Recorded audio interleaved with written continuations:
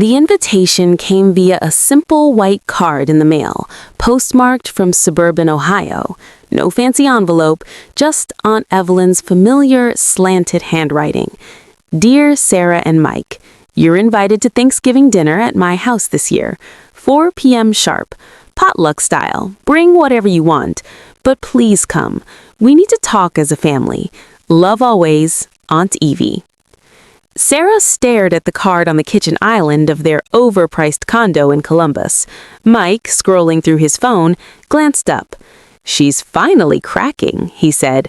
After 2 years of radio silence, she must be sick or something. Or lonely. Either way, perfect timing.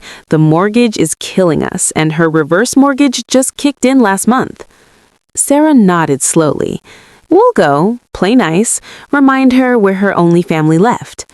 Aunt Evelyn, Evelyn Marie Thompson, 78, widowed for 15 years, had been the rock of the family. She'd raised Sarah after her parents' divorce. Mom took off to California. Dad drank himself quiet. Paid for Sarah's community college, co-signed the first apartment, even helped with the wedding to Mike. When Mike's tech startup tanked in 2022, Aunt Evie quietly wired $180,000 from her savings. Just a bridge, she called it. No papers, no questions. Then came the surprise Vegas elopement in 2023. Sarah and Mike flew out for a quick getaway, posted rings and champagne on Instagram, tagged friends, but not Aunt Evie. When she texted congratulations and asked for photos, Sarah replied, "It was super small, Aunt Evie, just us and a few close people. You'd have hated the flight anyway." Aunt Evie never replied. No birthday card that year, no Christmas check. When Sarah called months later asking about that little emergency fund thing, the line went straight to voicemail. Forever. Now this Thanksgiving invite. They drove the 2 hours from Columbus to the quiet cul-de-sac in Dayton on a crisp November afternoon.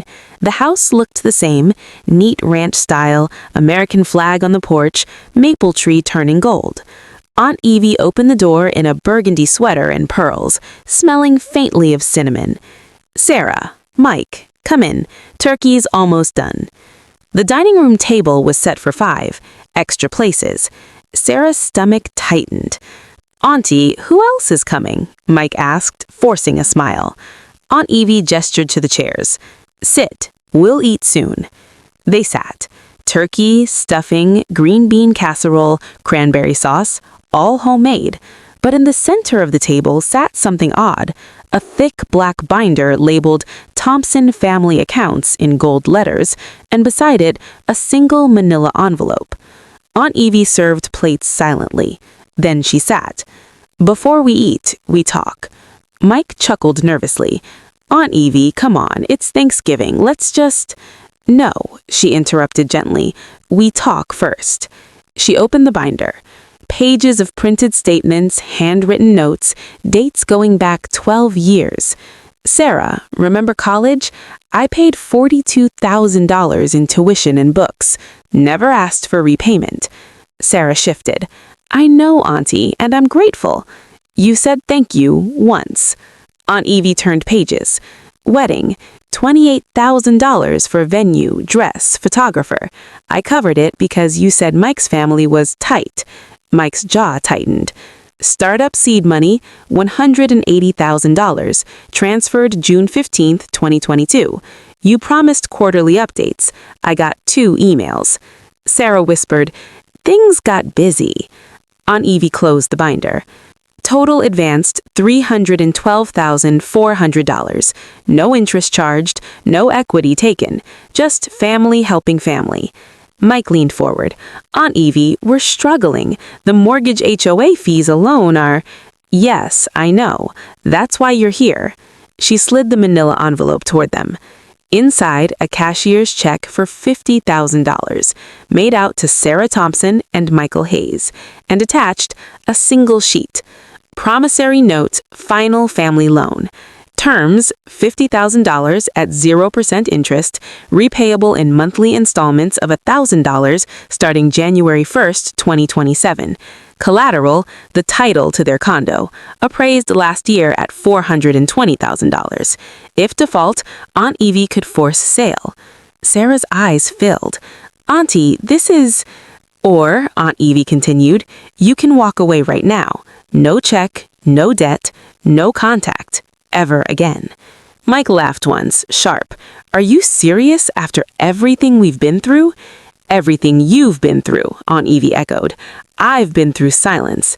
I've been through watching my only niece post vacations while asking for more. I've been through changing my will last year to donate the bulk to the local senior center and veterans fund. Sarah gasped. You cut us out? I protected what's left for people who won't treat kindness like an ATM. Silence fell over the table. The turkey cooled. Mike stood up. This is bullshit. You're guilting us on Thanksgiving? Aunt Evie looked up calmly. No guilt, just truth and choice. Sarah stared at the check, then at her aunt. I'm sorry for the wedding, for not calling, for everything. Aunt Evie's eyes softened, just for a moment.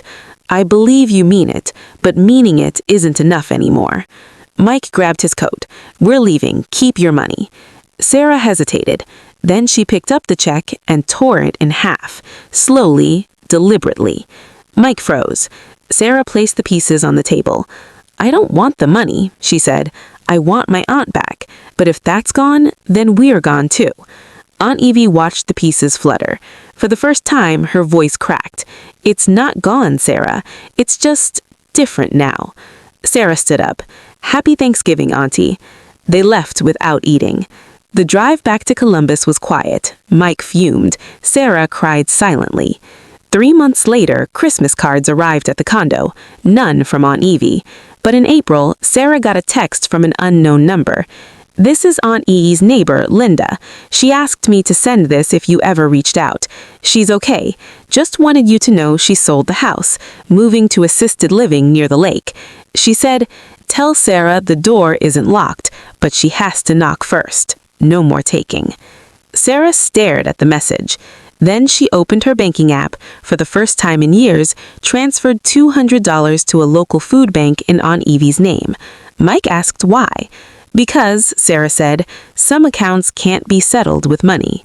Aunt Evie never asked for the money back, but every month after that, Sarah sent a small check, $100, to the senior center Aunt Evie supported.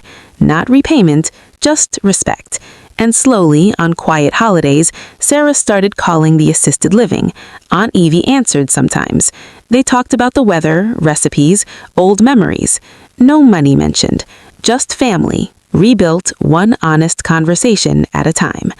Aunt Evie's success story wasn't the big revenge. It was the quiet dignity of finally saying, I love you, but I love me too.